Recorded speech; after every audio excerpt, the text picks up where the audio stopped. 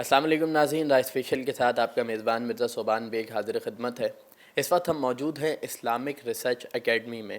ناظرین، آج 16 دسمبر ہے اور 16 دسمبر 1971 پاکستان کی تاریخ کا وہ سیاہ ترین دن کہ جب ایک مملکت کہ جس کا قیام 24 برس قبل وجود میں آیا اور محض 24 برس کے بعد وہ تقسیم کا شکار ہوئی اور ہمارا ایک بازو مشرقی پاکستان بنگلہ دیش کی صورت اختیار کر گیا۔ کیا محرکات تھے، کیا وجوہات تھیں جو بنگلہ دیش کے بننے اور مشرقی پاکستان کے ٹوٹنے کا باعث بنی، اس حوالے سے ہم جانیں گے۔ ہمارے ساتھ آج موجود ہیں اسلامک ریسرچ اکیڈمی کراچی کے ڈائریکٹر اور اس کے ساتھ ساتھ آپ اردو یونیورسٹی سے پروفیسر کے طور پر وابستہ ہیں، محترم شاہد ہاشمی صاحب۔ شاہد صاحب، یہ بتائیے گا، جو ایک سب سے زیادہ عام فہم سوال جو ہر فرد کے ذہن میں آتا ہے وہ یہ کہ سن 47 میں سب نے مل جل کر ایک ملک بنایا، اس کے لیے کوششیں کی، محنتیں کی، قربانیاں دیں۔ اس کے بعد سن 65 میں اس کا دفاع بھی کیا اور محض 65 کے 6 سال کے بعد وہ ملک دولخت ہو گیا۔ کیا سمجھتے ہیں، کیا چیزیں تھیں، یہ کیا وجوہات تھیں جو 6 سال نے اتنا بڑا رول پلے کر دیا؟ بسم اللہ الرحمن الرحیم۔ پہلی بات تو یہ کہ تاریخ میں کوئی واقعہ یا سانحہ اچانک نہیں ہوا کرتا۔ ہر واقعے کے پیچھے پوری ایک تاریخ ہوتی ہے، اس کا تسلسل ہوتا ہے۔ آج جو کچھ ہے یہ گزشتہ کل کی وجہ سے ہے، اور آج جو کچھ ہم کر رہے ہیں اس کا نتیجہ اگلے ایام میں نکلے گا۔ 2-3 باتیں میں سب سے پہلے کہنا چاہوں گا۔ نمبر 1 یہ کہ پاکستان کا قیام برصغیر جنوبی ایشیا کے مسلمانوں کی اجتماعی جد و جہد کے نتیجے میں ہوا تھا۔ ان کی خواہشات تھیں، ان کی امنگیں تھیں، جس سے اس ملک کو بنایا۔ پورا جنوبی ایشیا، یہاں تک کہ وہ لوگ بھی جو اردو ٹھیک سے نہیں بولتے تھے، وہ مسلمان بھی جد و جہد میں شامل تھے۔ سب کی آرزو اور امنگوں کا حاصل پاکستان تھا، اور پاکستان کی تحریک سب سے زیادہ ان علاقوں میں چلی کہ جن کو پاکستان کا حصہ نہیں بننا تھا۔ اور اسی طرح سے بنگال، جس کا ایک حصہ ہندوستان میں ہے اور بڑا حصہ آج بنگلہ دیش کی صورت میں ہے، وہاں کے عوام سب سے آگے تھے، شاید ہندوستانی مسلمانوں سے بھی آگے قیام پاکستان کے لیے۔ دوسری بات یہ ہے کہ پاکستان کسی جنگجوئی کے نتیجے میں، کسی مسلح جد و جہد کے نتیجے میں حاصل نہیں ہوا تھا، بلکہ عوام کی جمہوری جد و جہد کے نتیجے میں پاکستان حاصل ہوا تھا۔ کہ جو ہم کہتے ہیں نا پاکستان کے لیے بڑی قربانیاں دی گئی ہیں، تو یہ قربانی کسی جنگ کے نتیجے میں نہیں دی گئی ہے، بلکہ پاکستان کا مطالبہ منظور ہونے کے بعد انتقاماً مسلمانوں پر جو ظلم ڈھایا گیا، قربانی کا تعلق اس سے ہے۔ ورنہ جد و جہد از خود پرامن تھی، عوامی تھی، جمہوری تھی، دستوری تھی۔ پاکستان کا کوئی ایک ایسا خطہ نہیں ہے جس کو کہ پاکستانی فوج نے فتح کیا ہو۔ درست۔ پاکستان کے قیام میں یا پاکستان کے سرحدوں کو وسیع کرنے میں پاکستانی فوج کا یا پاکستان کے کسی مسلح عمل کا کوئی حصہ نہیں ہے۔ پاکستان عوام کی مرضی سے بنا، جو شامل ہوا اس میں اپنی مرضی شامل ہوا، یہاں تک کہ مشرقی پاکستان کے لوگ بھی بھاری اکثریت سے ووٹ دے کر پاکستان کا حصہ بنے تھے، ان پہ قبضہ نہیں کیا گیا تھا، درست۔ اپنی مرضی سے شامل ہوئے تھے۔ بعد میں ساتھ نہیں رہ سکے، یہ الگ ایک موضوع ہے، لیکن ان پہ قبضہ نہیں کیا گیا تھا۔ اسی لیے یہی بات میں کہہ دوں کہ جو لوگ بنگلہ دیش کی آزادی کی بات کرتے ہیں کہ بنگلہ دیش آزاد ہوا، تو آزاد کس سے ہوا؟ غلامی تھی جس سے آزاد ہوا؟ قبضہ کیا تھا کسی نے جس کو چھڑایا گیا؟ نہیں، وہ پاکستان کے ساتھ شامل ہوئے تھے، پاکستان بنانے والوں میں شامل تھے۔ جب گزارا نہیں ہو سکا تو الگ ہو گئے، گزارا نہ ہونے کے کئی اسباب تھے۔ تو بنگلہ دیش الگ ہوا ہے، آزاد نہیں ہوا ہے، یہ بات ہمیں سمجھنی چاہیے۔ بالکل۔ اب یہ سوال پیدا ہوتا ہے کہ 24 سال ہم کیوں ساتھ رہ سکے؟ تو اس کے بہت سے عوامل ہیں، کوئی ایک عامل نہیں ہے، کوئی اس کا ذمہ دار نہیں ہے۔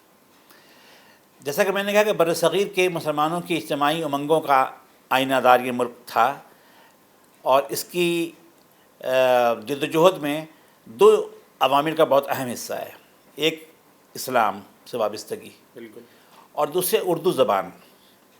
برصغیر کی جو زبان تھی اس کو انگریزوں نے 2 حصوں میں تقسیم کر دیا تھا۔ اردو الفابیٹ کے ساتھ یا فارسی الفابیٹ کے ساتھ اردو قرار دے کر مسلمانوں کی زبان بنا دیا گیا، اور دیوناگری الفابیٹ کے ساتھ ہندی زبان ایک تھی، 2 حصوں میں تقسیم کر دیا گیا، مسلمانوں کی زبان الگ، ان کی زبان الگ۔ درست۔ تو برصغیر کا مسلمان چاہے وہ مدراسی ہو، چاہے وہ بنگالی ہو، چاہے وہ سندھی ہو، چاہے وہ پٹھان ہو، اردو کو اپنی زبان سمجھتا تھا۔ اسے محسوس یہ ہوا کہ انگریزوں کے جانے کے بعد اور کانگریس کی جب حکومت ہوگی تو وہ اردو کے بجائے ہندی کو پروموٹ کریں گے اور سارا اسلام اردو میں محفوظ ہے. لہذا پاکستان بنانے کا ایک محرک یہ بھی تھا. میں آپ کو بتاؤں کہ 1930 کی دہائی میں بنگال کی مسلم لیگ نے اپنے اجلاس میں ایک قرارداد پاس کی تھی اور مطالبہ کیا تھا کہ بنگال کے اسکولوں میں ذریعہ تعلیم اردو ہونی چاہیے. آج کوئی اس پہ یقین نہیں کرے گا مگر یہ تاریخ کا حصہ ہے. جب پاکستان بن گیا تو بدقسمتی یہ ہوئی کہ جن عوامل کو پاکستان کے قیام کا ذریعہ بنایا گیا تھا ان عوامل کو پاکستان کی روح نہیں بنایا گیا، اور ایک ایسا نظام، ایک ایسا طرز حکومت اور ایسے حکمراں اس ملک کو ملے کہ جنہوں نے ان باتوں کا خیال نہیں کیا. تو اس کے بعد پھر ایک اور چیز یہ ہے کہ پاکستان ایک ایسا یونیک ملک تھا کہ جس کے دو بازوؤں کے درمیان، بازو ہے دنیا میں کئی ملک ایسے ہیں کہ جن کے دو حصوں کے درمیان 2,000 کلومیٹر کا فاصلہ، 3,000 کلومیٹر فاصلہ، انڈونیشیا مثلا، لیکن ان کے بیچ میں کوئی دشمن ملک نہیں ہے. مشرقی پاکستان اور مغربی پاکستان کے درمیان میں ہندوستان کا تقریباً 2,000 کلومیٹر کا علاقہ تھا، اور ہندوستان کے متعلق ہمیں آج بھی یہ بات سمجھنی چاہیے کہ دل سے نہ انہوں نے پاکستان کا وجود تسلیم کیا ہے نہ وہ کر سکتے ہیں. گریٹر بھارت یا مہا بھارت کا تصور ان کی نفسیات میں ہے، وہ آج بھی کام کر رہا ہے اور اس کو حاصل کرنے کی کوشش میں وہ لگے ہوئے ہیں. تو انہوں نے ان دو خطوں کو دور کرنے، ذہناً دور کرنے، نفسیاتی طور پہ دور کرنے کے لیے اپنا پورا زور لگایا. کچھ ہماری نااہلیاں رہیں پاکستانی مقتدرہ کی، ان سب نے مل کر وہ پیچیدہ صورتحال پیدا کی کہ جس پیچیدگی کو پاکستان کی سیاسی قیادت، عسکری قیادت، اجتماعی قیادت حل نہیں کر سکی. نتیجے میں بھارت نے قبضہ کیا مشرقی پاکستان پر اور اسے بنگلہ دیش بنا دیا. آپ نے کہا کہ کوتاہیاں رہی ہیں، تو بنگلہ دیش کے بننے میں زیادہ کردار اسٹیبلشمنٹ کا تھا، اس وقت کی حکومت کا تھا، یا قانون نافذ کرنے والے اداروں کا تھا؟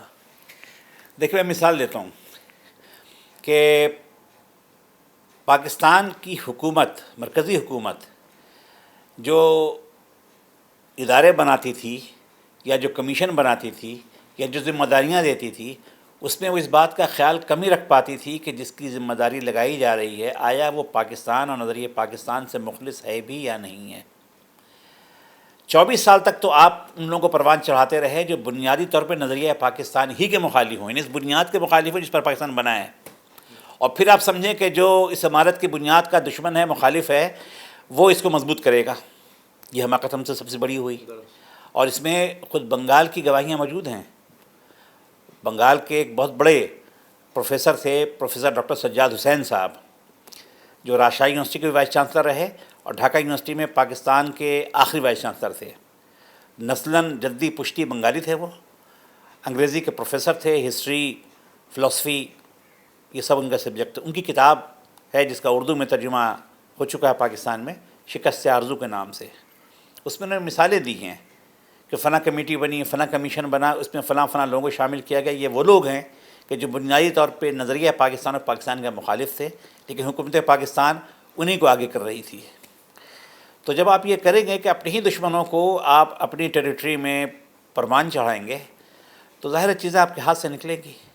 تو اس لیے میں یہ نہیں کہتا کسی ایک کا ہاتھ ہے، لیکن پاکستان کی پوری اسٹیبلشمنٹ، سول خاص طور سے اور ملٹری بھی، ملٹری اتنی پاورفل پہلے نہیں تھی، بعد میں ہوئی.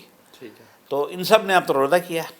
ہو سکتا ہے کہ اس اسٹیبلشمنٹ کے کسی حصے کے ذہن میں یہ بھی ہو کہ مشرقی پاکستان ہمارے لیے ایک بوجھ ہے، پھٹی ہوئی جیب کی طرح ہے، تو اس سے جان چھوٹ جائے تو کوئی حرج نہیں ہے. یہ اس کا امکان ہے، لیکن میں یہ نہیں سمجھتا کہ اکثریت کی رائے تھی. اکثریت کی رائے بہرحال نہیں تھی اور اپنی نااہلیوں کی وجہ سے اس کو بچا نہ سکے.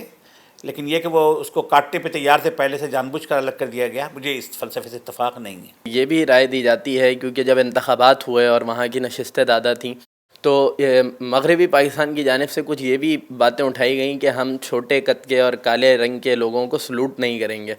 تو اس میں کتنی صداقت ہے؟ یہ پروپیگنڈا ہے، اس میں حقیقت کوئی نہیں ہے. باقی انفرادی طور پر جیسے آج بھی جو پاکستان ہمارا ہے، ایک ہی زبان بولنے والے جب آپس میں بیٹھتے ہیں تو ان کے درمیان برادریزم آ جاتا ہے. ویسے تو صوبائیت کی بات کی جاتی ہے کہ یہ پنجاب کا ہے، یہ سندھ کا ہے، یہ سرحد کا ہے، لیکن جب پنجاب کے لوگ آپس میں بیٹھتے ہیں تو سب برابر تو نہیں ہوتے، بالکل وہ برادری دن تک جاتے ہیں. جب ایک برادری آ جاتی ہے تو اس کے اندر مزید تقسیم ہوتی ہے. تو انسانوں کی دنیا کا معاملہ یہ ہے، سماجیات کا اصول یہ ہے کہ آپ تقسیم ہونا چاہیں تو تقسیم ہوتے ہوتے بالآخر خاندان تک پہنچتے ہیں، اور خاندان کے اندر بھی تقسیم ہوتی ہے. پھر فرد الگ ہو جاتا ہے. لیکن آپ کسی بڑے ویژن کو اور بڑے مشن کو لے کر چلیں تو اختلافات دب جاتے ہیں اور یکجہتی کے عوامل زیادہ کار فرما ہوتے ہیں. جب بڑے مقاصد چھوڑ دیے جائیں تو پھر کوئی بڑا نہیں رہ پاتا، سب چھوٹے ہو جاتے ہیں، ذہن سے لے کر اقوام اور افراد تک. آپریشن جو وہاں پر کیا گیا، اور ظاہر سی بات ہے کہ جب کسی کے اوپر کسی کو دبانے کی کوشش کی جائے یا طاقت کے زور پر مغلوب کرنے کی کوشش کی جائے تو اس کے نتیجے میں جذبات مزید بھڑکتے ہیں. تو اس آپریشن کا بنگلہ دیش کے بننے میں کیا کردار دیکھتا ہے؟ دیکھیں، میں نے عرض کیا تھا کہ پاکستان کی تشکیل میں کسی مسلح جد و جہد یا عسکریت کا کوئی حصہ نہیں ہے. ٹھیک ہے. جی پاکستان کی آرمی وہ ہے کہ جو تحفتاً پاکستان کو ملی انگریزوں سے. بالکل. پاکستانی آرمی نے انڈونیشیا کی طرح جی استعماری قوت سے جنگ کر کے انڈونیشیا کو آزاد نہیں کرایا. انہوں نے کروایا تھا، ہم نے نہیں کروایا. ہم نے نہیں کروایا. ٹھیک ہے. تو پاکستان تو جمہوری طریقے سے بنا تھا، لیکن پاکستان کو توڑ کر ایک حصے کو بنگلہ دیش قرار دینے کے لیے پاکستان کے خلاف عسکری جد و جہد ہوئی ہے. مکتی بہانی نے بے پناہ ظلم ڈھایا ہے، ہندوستانی فوج کے ساتھ مل کر تخریب کاریاں کی ہیں، گوریلا جنگ لڑی ہے، اور جس میں ہندوستانی بھی شامل ہوتے تھے. اور بالآخر 22 نومبر 1971 کو مشرقی پاکستان پہ انڈیا نے حملہ کر دیا. یہ بھی پاکستان کی بدقسمتی ہے کہ پاکستان نے مغربی پاکستان کا محاذ اس سے کوئی 11 دن کے بعد کھولا، 3 دسمبر 1971 کو.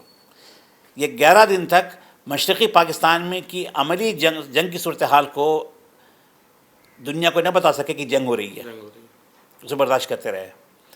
تو پاکستان کو توڑنے کے لیے جو عسکریت ہو رہی تھی، اس عسکریت کا مقابلہ کرنے کے لیے پاکستان نے بجا طور پر اپنی قوت استعمال کی.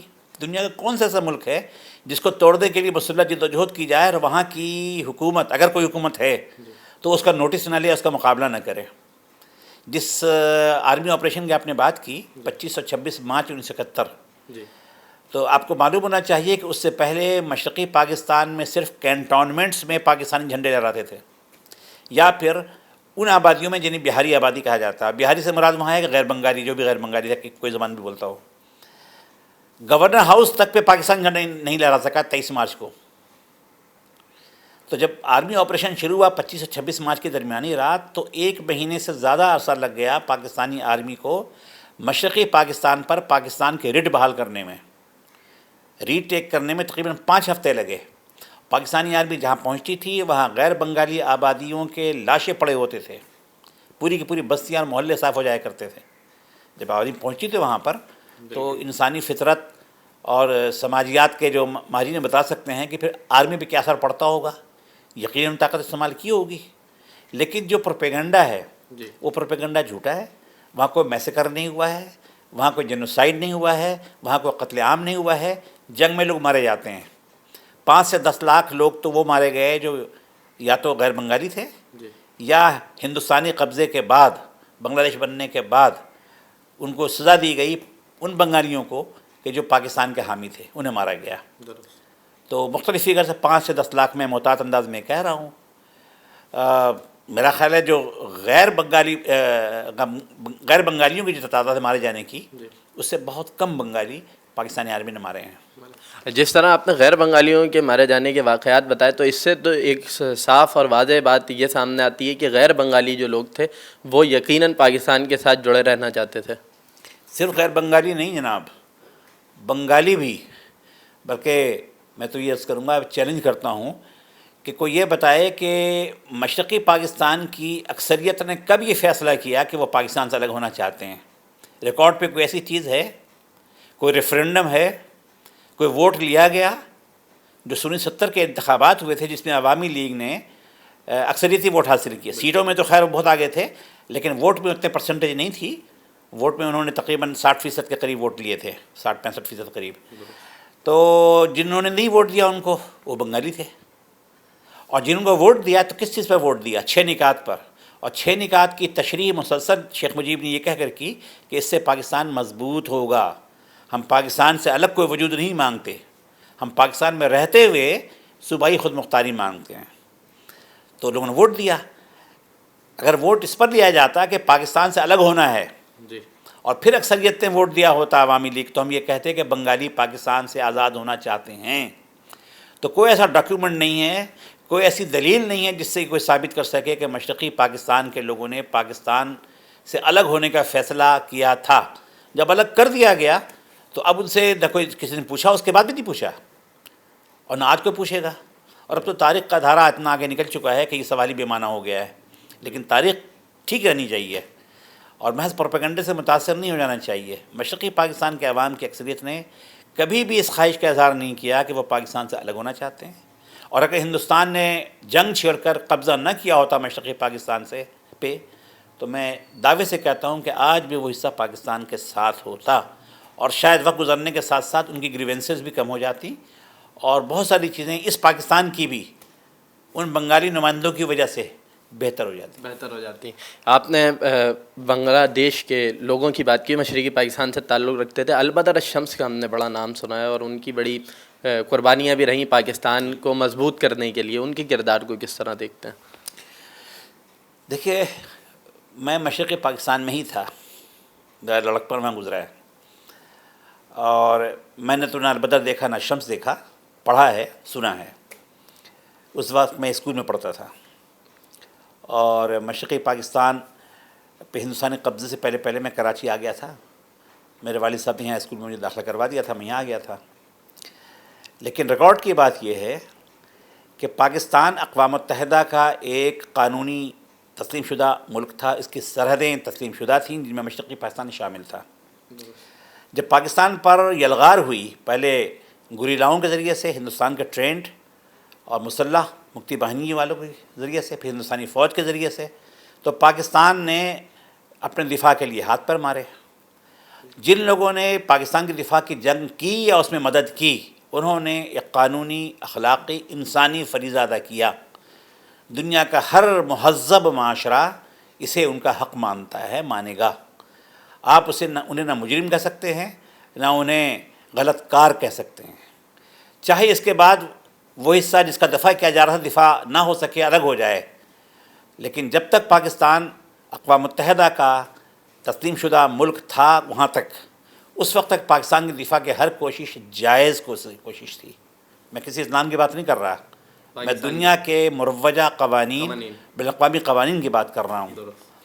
اقوام متحدہ میں ان کا داخلہ 1974 یا 75 میں ہوا ہے۔ اس سے پہلے جو بھی کوشش کی گئی ہے پاکستان کے دفاع کے لیے، اور جنہوں نے بھی حصہ لیا ہے، وہ سب قانونی کام کر رہے تھے، جائز کام کر رہے تھے، اخلاقاً بھی درست تھا وہ کام۔ باقی جزیات میں کوئی فرق ہو سکتا ہے کہ کسی نے 2 تھپڑ کے بجائے 3 تھپڑ مار دیا، یہ تو ہو سکتا ہے، یہ تو جنگوں میں یہ ہوا کرتا ہے۔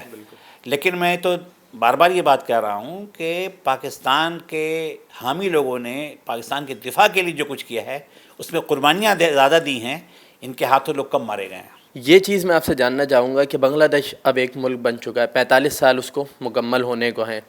ایسے وقت کے اندر 2 چیزیں سامنے آتی ہیں کہ اول یہ کہ پاکستان کا رویہ ان لوگوں کے ساتھ، بنگلہ دیش کی حکومت کے ساتھ کیسا ہونا چاہیے، اور دوسری چیز یہ کہ آج 45 سال کے بعد جو جنگی قیدی، جنہیں کہیں جنگی قیدی کا نام دیا جاتا ہے، جن کے خلاف بغاوت کے مقدمے بھارت میں بنگلہ دیش میں چلائے جا رہے ہیں، اور لوگوں کو وہاں پھانسیاں دی جا رہی ہیں کہ پاکستان کی حمایت میں اور پاکستان کے تحفظ کے لیے لڑنے والوں کو 45 برس کے بعد، تو بنگلہ دیش کا رویہ ان لوگوں کے ساتھ اور پاکستان کے ساتھ، اور کیا سمجھتے ہیں پاکستان کا رویہ بنگلہ دیش اور اس کی حکومت کے ساتھ کیسا ہونا چاہیے؟ آپ نے تو بہت سے سوالات جمع کر دیے ایک ہی سوال میں، اور یہ تفصیلی جواب کا متقاضی سوال ہے۔ مختصراً یہ کہ بنگلہ دیش میں جو کچھ ہو رہا ہے وہ سراسر ظلم و زیادتی ہے۔ میں بات کر چکا ہوں کہ جن لوگوں نے قانونی طور پر جدوجہد کی تھی، ان کو موت کے گھاٹ اتارا جا رہا ہے۔ اور صرف وہی لوگ نہیں ہیں کہ جن کو کہ عدالتوں سے، نام نہاد عدالتوں سے سزا دلوائی جا رہی ہے، سینکڑوں لوگ وہ ہیں جنہیں وہاں کی پولیس اور پیراملٹری ٹروپس نے اغوا کیا اور مار کے پھینکا ہے۔ بعض لوگوں کا پتہ بھی نہیں ہے، اس کا تو کہیں ذکر بھی نہیں ہوتا، اور دنیا میں وہ شور بھی نہیں مچتا کہ یہ جو غیر عدالتی قتل ہو رہا ہے یہ کیا چیز ہے، وہاں ہو رہا ہے۔ یہ آپ کی سمجھیے کہ سب بنگلہ دیش پہ را کی حکومت ہے عملاً، اور ہندوستان یہ سمجھتا ہے کہ اس نے بنگلہ دیش کو ہڑپ کر لیا ہے، اب ہر طرح سے اس کا دم گھونٹنا ہے اور اسے ایک طفیلی ریاست بنا کر رکھنا ہے۔ شنید تو یہ ہے کہ بنگلہ دیش کی موجودہ وزیر اعظم صاحبہ کی ذاتی سیکیورٹی را کے متعین کیے ہوئے سپاہیوں کے پاس ہے، تو اس حد تک بنگلہ دیش ان کے چنگل میں جا چکا ہے۔ تو وہ تو کہتے ہیں وہ آزاد ہوئے تھے، میں کہتا ہوں آزاد نہیں ہوئے تھے، الگ ہوئے تھے۔ کاش کہ الگ ہونے کے بعد آزاد رہ سکتے، کاش کہ آئندہ آزاد ہو سکیں۔ میں تو کہتا ہوں، میں ہرگز یہ بات نہیں کرتا کہ پاکستان دوبارہ مشرقی پاکستان کو حاصل کرنے کی کوشش کرے، شاید یہ مستقبل قریب میں ممکن نہیں ہے، لیکن تاریخ میں بہت سے ایسی چیزیں ہو جاتی ہیں جو ناممکن لگتی ہیں اور ہو جاتی ہیں، لہٰذا اس پہ بہت زیادہ سوچنے اور بولنے کی ضرورت نہیں ہے۔ لیکن میں تو یہ کہتا ہوں کہ خود ہمارا پاکستان کے ساتھ کیا رویہ ہے۔ پاکستان میں تو جو پاکستان کے مخالفین رہے ہیں ان کے نام پہ ایئرپورٹس کے نام ہیں، یونیورسٹیاں بنی ان کے نام پر، جنہوں نے پاکستان کے خلاف کھلے عام بات کی ہے، پاکستان کی مخالفت پاکستان بننے کے بعد بھی کی ہے، اور جنہوں نے یہ وصیت کی کہ مجھے پاکستان میں دفن نہ کیا جائے، ان کے نام پر پشاور کا ایئرپورٹ ہے۔ تو یہ تو ہمارا رویہ ہے۔ اور اس کے برعکس مشرقی پاکستان میں پاکستان کی حمایت کے جرم میں جو سلوک ہو رہا ہے اس پر پاکستان نے رسمی بیان کے سوا کچھ نہیں کرتا۔ یہاں تک کہ اگر وہ لوگ دنیا میں ضرورت چھپتے پھر رہے ہیں تو پاکستان یہ بھی نہیں کرتا کہ ان سے کہے کہ آپ پاکستان آ جائیے، آپ کی ہم سٹیزنشپ آپ پاکستان کو دے دیتے ہیں۔ ساری دنیا میں یہ ہوتا ہے۔ ویتنام سے امریکہ نکلا تو ہزاروں کی تعداد میں اپنے حامی ویتنامیوں کو لے کے نکلا، اور بعد میں بھی کوئی نکلا وہاں سے ان کا حامی تو پناہ دی اور شہریت دی۔ پاکستان یہ نہیں کر رہے۔ تو بنگلہ دیش کے ساتھ ہمارا کیا تعلق ہونا چاہیے، اس بات کا سوال ہے پہلے ہی کہ ہمارا اپنے ساتھ کیا تعلق ہونا چاہیے۔ ہم تو 16 دسمبر کو منانے کی بھی ضرورت نہیں کرتے۔ پچھلے سال یہ ہوا کہ 16 دسمبر کو باقاعدہ اسٹیٹ پالیسی کے ساتھ، اسٹیبلشمنٹ کی پالیسی کے ساتھ طے کیا گیا، ٹی ویز کو ہدایت کی گئی کہ کوئی مشرقی پاکستان کا ذکر نہ کرے۔ کیوں نہ ذکر کرے؟ کون سی ایسی بدنصیب قوم دنیا کی ہے کہ جس کی تاریخ میں اتنا بڑا گھاؤ لگا ہو اور اس کو یاد نہ کرے، اپنی غیرت کو نہ جگائے اور اپنے حب الوطنی کو نہ جگائے؟ تو پاکستان میں یہ چاہیے کہ اپنے وفاداروں کے ساتھ وہ سلوک تو کرے نا کہ آئندہ بھی وفاداری کی طرف لوگ مائل ہوں، یہ نہ ہو کہ لوگ ڈریں کہ کل ہم ہی مجرم قرار پائیں گے۔ باقی بنگلہ دیش مسلمانوں کا ایک ملک ہے، ہماری کوشش یہ ہونی چاہیے ہم سے اچھے تعلقات ہوں، اور ہندوستان اسے جو ہڑپ کر رہا ہے تو ہڑپ نہ کر سکے، ہضم نہ کر سکے۔ بنگلہ دیش کی آزادی کے تحفظ کے لیے پاکستان کو چین کے ساتھ مل کر خاص طور سے اور بین الاقوامی برادری کے ساتھ مل کر بھرپور کردار ادا کرنا چاہیے، ورنہ سچی بات یہ ہے کہ جو حال سکم کا ہوا انڈیا نے کیا، سکم ایک آزاد بادشاہت تھی، کم و بیش وہی حال سابق مشرقی پاکستان اور موجودہ بنگلہ دیش کے ساتھ ہونے جا رہا ہے، جس کا مجھے افسوس ہوگا۔ بنگلہ دیش کو رہنا چاہیے آزاد ملک کے طور پر، خود مختار ملک کے طور پہ، پھلتے پھولتے ملک کے طور پر۔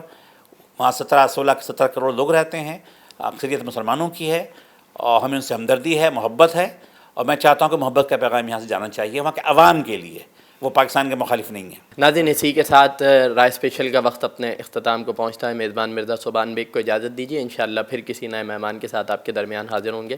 تب تک کے لیے اللہ نگہبان۔